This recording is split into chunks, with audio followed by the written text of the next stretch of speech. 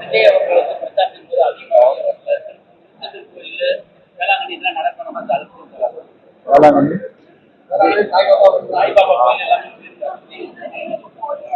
அது அவர்களுடைய சொந்த விருப்பம்.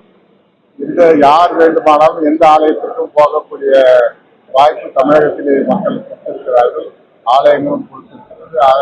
ஆகவே அதில் போவதற்கு அவருக்கு எல்லா உரிமையும். தேர்தலில் வந்து எந்த கட்சிக்குமே மெஜாரிட்டி கிடைக்காதுன்ற மாதிரி சொன்னாங்க. அப்ப அதிமுக வந்து மெஜாரிட்டி கிடைக்காது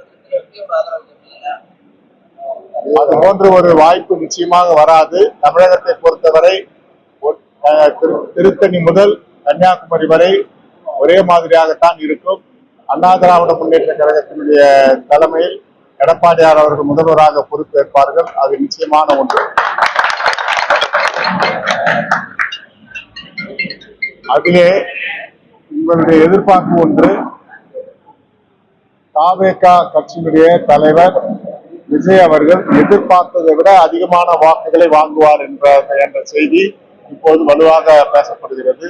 ஆகவே அதிக வாக்குகளை பெறக்கூடிய வாய்ப்பு விஜய்க்கு உண்டு.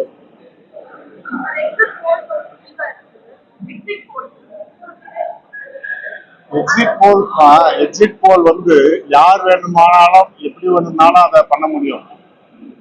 இன்னும் கேட்டா தொலைக்காட்சியிலே பாதி வந்து ஆளுங்கட்சிக்கு சாதகமா இருக்கு. மொத்தத்துல யாருமே கணக்கிட முடியாத அளவிற்கு இந்த தேர்தல் ஒரு விசித்திரமான தேர்தலாகவும் வித்தியாசமான ஒரு தேர்தலாகவும் அமைந்திருக்கிறது.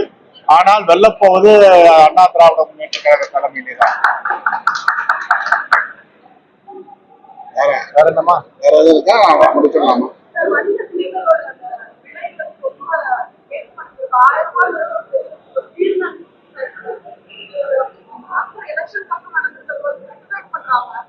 உலகமே இந்த பிரச்சனையில் திண்டாடி கொண்டிருக்கிறது, உலகம் முழுவதும். இதிலே இத்தனை நாள் விலை ஏற்றாமல் மத்திய அரசு ஒரு எமர்ஜென்சி காலம் என்று கூட இதை நீங்கள் எடுத்துக் கொள்ளலாம். அது விரைவில் சரியாக போகும். அமெரிக்க அதிபர் கூட சொல்லி இருக்கிறார்கள், இந்த விரைவில் விலை இறங்கும் என்று சொல்லியிருக்கிறார். அவன் போர் ஒரு முடிவுக்கு வரக்கூடிய அளவிற்கு பாரத பிரதமர் நரேந்திர மோடி அவர்கள் எல்லா நாட்டு தலைவரோடு பேசிக் கொண்டிருக்கிறார்கள். எதிர்பார்த்ததை விட எல்லாரும் 10,000 5,000 ஒரு தொகுதிக்கு வாங்குவாருன்னு இருந்தாங்க. அது போல ஒரு 100 தொகுதிக்கு 15,000 வாங்குவாரு. அடுத்து ஒரு 100 தொகுதிக்கு 25-30 போவாரு. ஒரு 40-50 தொகுதியில செகண்ட் வரலாம். ஒரு பல தொகுதிகளில் ஒரு சில தொகுதிகளை ஜெயிக்கலாம்.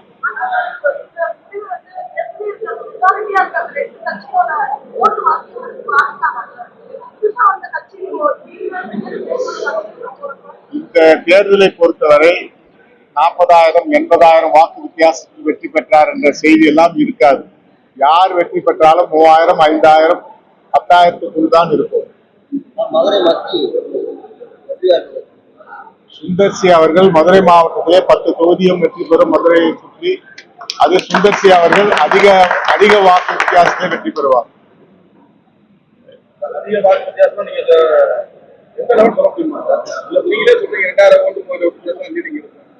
இருக்கிற 10 தொகுதியில் வெற்றி பெறக்கூடிய இதுல சுந்தர்சி அதிக ஓட்டு வாங்குவார். செய்திகளை உடனுக்குடன் தெரிந்து கொள்ள கீழ்கண்ட கேபிள் மற்றும் டிடிஹெச் நெட்வொர்க்குகளில் எம்நாடு செய்தி தொலைக்காட்சியை காணுங்கள். பாதகம் செய்பவரை கண்டால் நாம் பயம் கொள்ளலாகாது பாப்பா. மோதி மிதித்துவிடு பாப்பா, அவர் முகத்தில் உமிழ்ந்துவிடு பாப்பா. அண்மை செய்திகளை உடனுக்குடன் தெரிந்து கொள்ள இணைந்திருங்கள் எம்நாடு தொலைக்காட்சியுடன்.